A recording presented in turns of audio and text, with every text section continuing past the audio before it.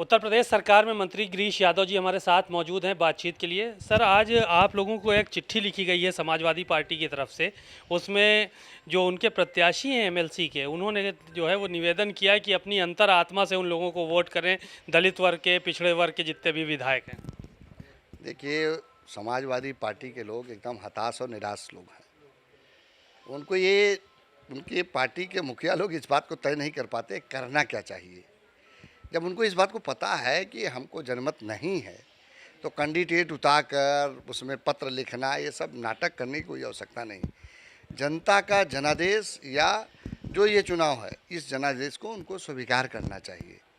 ये पत्राचार करके ठीक है, लोगों को वोट मांगने का अधिकार है, वोट मांग रहे हैं, लेकिन वो एक तरह से मैंने पहले भी कहा था कि समाजवादी पार्टी के जो नेता हैं अखिलेश यादव जी, पूर्व मुख्यमंत्री, वो फ्लॉप शो है पूरी तरह से। आपने देखा होगा जब से उनका राजनीति में पदार्पण हुआ, एक तरह से विरासत और वरासत के आधार पर वो सत्ता पाए थे, और सत्ता पाने के बाद 2012 में आपने देखा कि 2012 के बाद 2014 का चुनाव हुआ।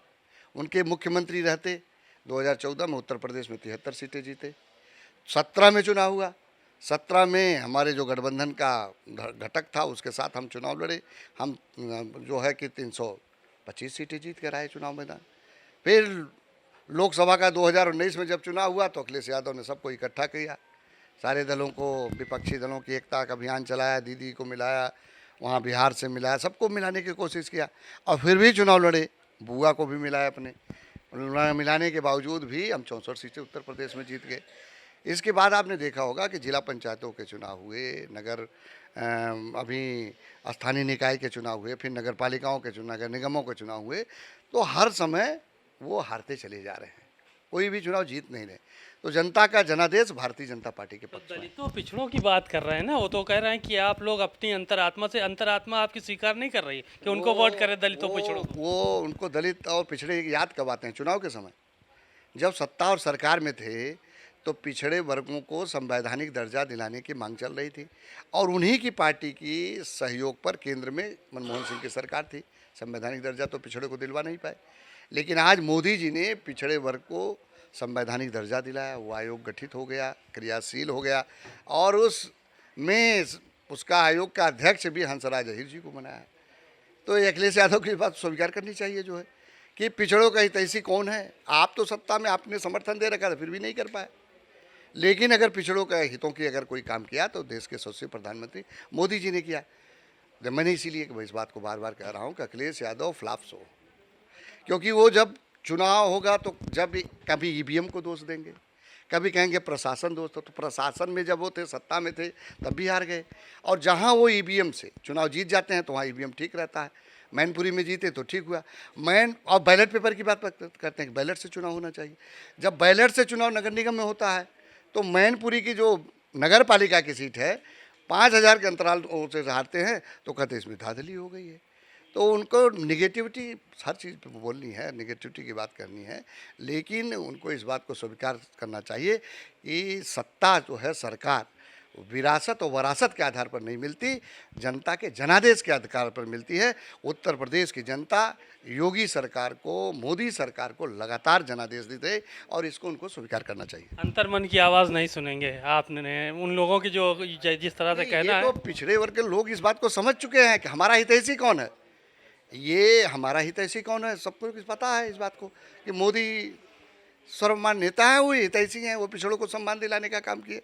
ये तो परिवार चलाने की बात करते हैं और कोई बात नहीं करते। संसद भवन का उद्घाटन प्रधानमंत्री नरेंद्र मोदी करने के लिए जा रहे हैं, समाजवादी पार्टी ने बहिष्कार किया है उसका। उनके पास और कोई काम बचा नहीं है, क्योंकि जनता उनको पूछ नहीं रही है, तो यही सब काम बचा हुआ है उनको नकारात्मक वो करना। आपने देखा होगा कि कोरोना संक्रमण काल के समय जिससे पूरी दुनिया जूझ रही थी, और उस महामारी में, वैश्विक महामारी में, जो देश अपने को बहुत गुरूर करते थे, वो घमंड करते थे कि हमारी आधुनिक सुविधा है, उस समय जब वैक्सीन आया तो वैक्सीन के बारे में उनका क्या पता कि भाजपा की वैक्सीन। तो इस तरह से बयान देकर जो है लोगों को गुमराह करके वो अपने पक्ष में लेना चाहते, लेकिन उत्तर प्रदेश की जनता बहुत जागरूक है। राष्ट्रपति को कह रहे हैं, राष्ट्रपति को उद्घाटन करना चाहिए था, दलित का अपमान किया, महिलाओं का अपमान किया। समाजवादी पार्टी के लोग ये कह रहे हैं खुद खड़े हो गए उनको फीता पता नहीं काटने है के लिए। दलित को राष्ट्रपति या किसने बनाया।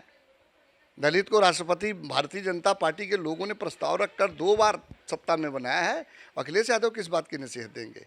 हमने तो अल्पसंख्यक को भी बनाने में भारतीय जनता पार्टी ने पहल किया, राष्ट्रपति के पद पर डॉक्टर APJ अब्दुल कलाम।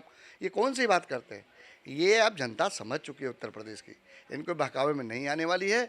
और हमारे जो मतदाता हैं वो सोच समझ कर कि हित हमारा कहाँ है, कौन पिछड़ों की हितैषी है, इस बात करके निर्णय करेंगे। उनके पत्र से कोई प्रभाव नहीं पड़ेगा। एक आखिरी सवाल और था, आज आज़म खां बरी कर दिए गए, जिस मामले में उनको उनकी सदस्यता गई थी, MP MLA कोर्ट ने सज़ा सुनाई थी, आज सेशन कोर्ट ने उनको बरी कर दिया है। सपा के लोग कह रहे हैं कि सत्य परेशान हो सकता है लेकिन पराजित नहीं हो सकता है। न्यायालय का जो आदेश होगा उसका परीक्षण कराएगी सरकार, उसके अनुसार कार्रवाई करेगी। बातचीत के लिए शुक्रिया। आपने सुना गिरीश यादव जी को, उन्होंने बड़ी ही बेबाकी से तमाम बातें कही और कहा कि समाजवादी पार्टी को जब चुनाव आता है उस वक्त दलित और पिछड़े याद आते हैं, और उस जब सरकार में होते हैं ये लोग तो उनको याद नहीं करते।